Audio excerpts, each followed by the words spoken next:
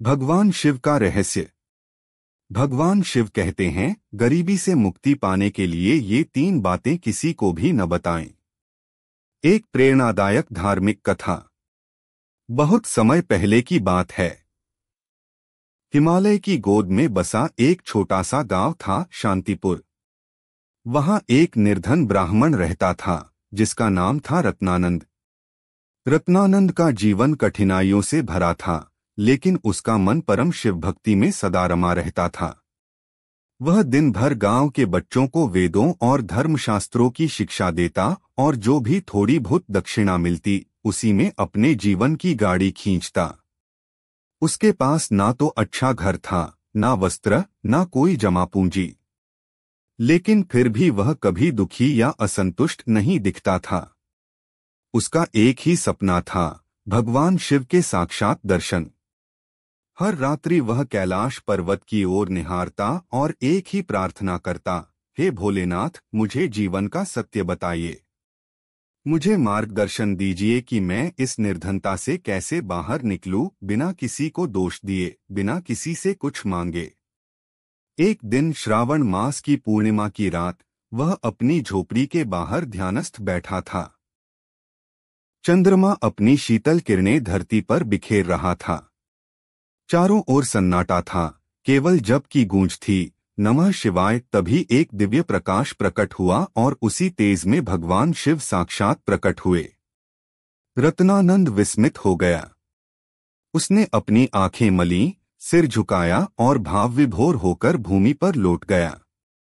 उसकी आंखों से आंसू बहने लगे। शिव मुस्कुराए और बोले, वत्स, मैं तुम्हारी भक्ति से प्रसन्न हूं। कहो, क्या वर चाहिए?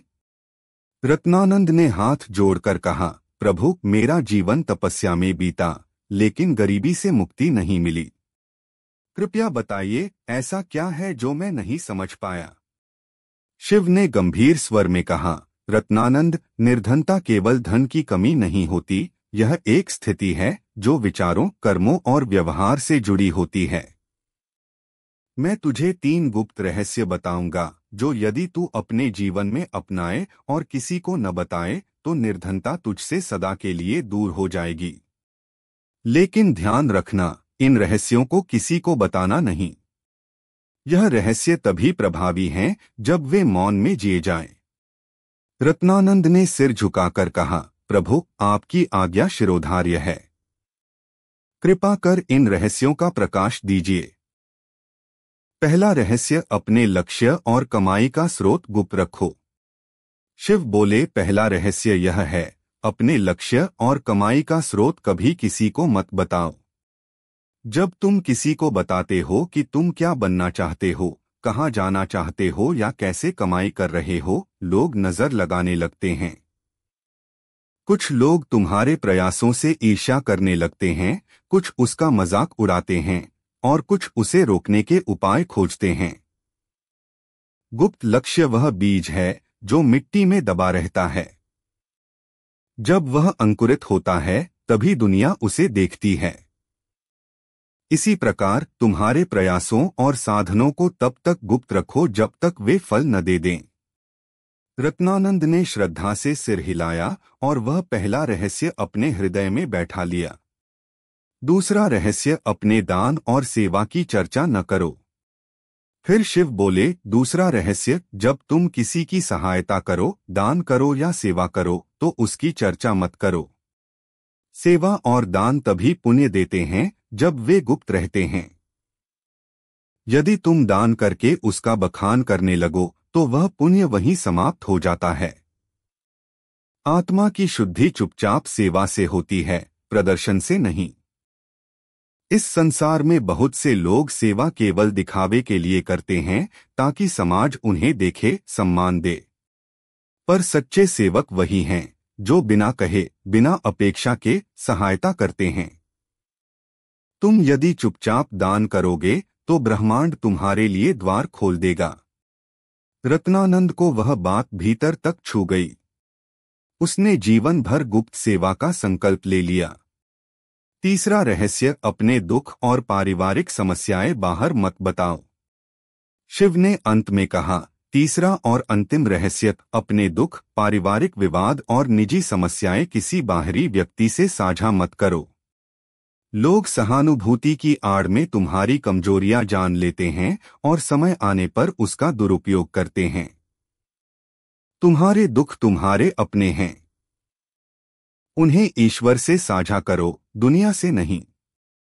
यदि तुम अपने दुखों का प्रचार करोगे तो लोग तुम्हें दीन समझेंगे लेकिन सहायता नहीं करेंगे। उल्टा तुम्हारे आत्मबल को तोड़ देंगे। आत्मबल तभी बना रहता है जब व्यक्ति अपने संघर्षों को मौन में सहता है और उनका समाधान खुद खोजता है। शिव बोले, इन तीनों रहस्यों को तुम अपने जीवन का हिस्सा बना लो। लक्ष्य को गुप्त रखो, सेवा को गुप्त रखो और दुख को गुप्त रखो। गरीबी तुम्हारे जीवन से ऐसे जाएगी जैसे सूरज के आने से अंधकार भागता है। शिव अंतर्धान हो गए, लेकिन रत्नानंद का जीवन बदल गया। परिवर्तन का आरंभ। उस दिन के बाद रत्नानंद ने अपने जीवन की दिशा बदल दी। उसने अपने भीतर एक नई शक्ति का अनुभव किया। वह पहले से ज्यादा संयमी हो गया और चुपचाप अपने शिक्षण कार्य को और निपुणता से करने लगा। उसने नई योजनाएं बनाई, बच्चों के लिए लघु पाठशालाएं, ग्रामीणों के लिए आयुर्वेद ज्ञान केंद्र, लेकिन किसी को बताया नहीं कि वह किस दिशा में कार्य कर रहा है। उसने धीरे धीरे अपनी आय के नए स्रोत बनाए, जड़ी बूटी की खेती, प्राचीन ग्रंथों की प्रतिलिपि लेखन, लेकिन सब कुछ मौन में। उसने जो भी धन कमाया उसका हिस्सा समाज सेवा में लगाया, अनाथ बच्चों को शिक्षा, वृद्धों को भोजन, लेकिन कभी इसका बखान नहीं किया।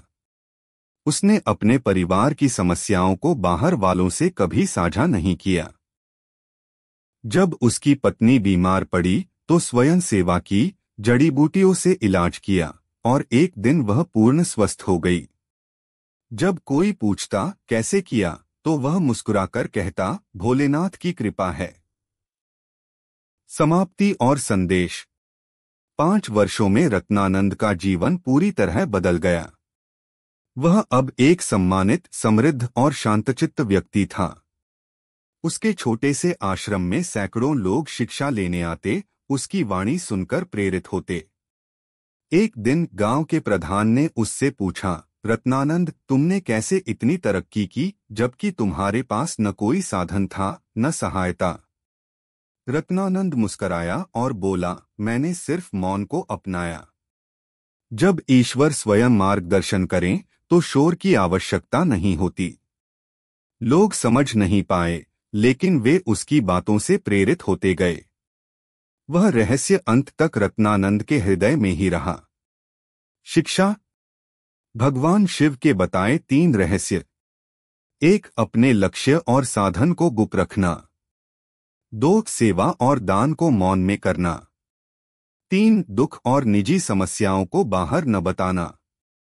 यदि हम इन 3 बातों का पालन करें तो केवल धन की गरीबी ही नहीं बल्कि मानसिक, आत्मिक और सामाजिक दरिद्रता भी समाप्त हो सकती है। शिव का यह रहस्य आज भी उतना ही प्रभावशाली है जितना उस दिन रत्नानंद के लिए था। उम्मीद है आप सभी को यह वीडियो अच्छी लगी होगी। अगर आप शिव जी के सच्चे भक्त हैं तो चैनल को सब्सक्राइब करो और वीडियो को लाइक करके कमेंट में हर हर महादेव लिख दीजिए।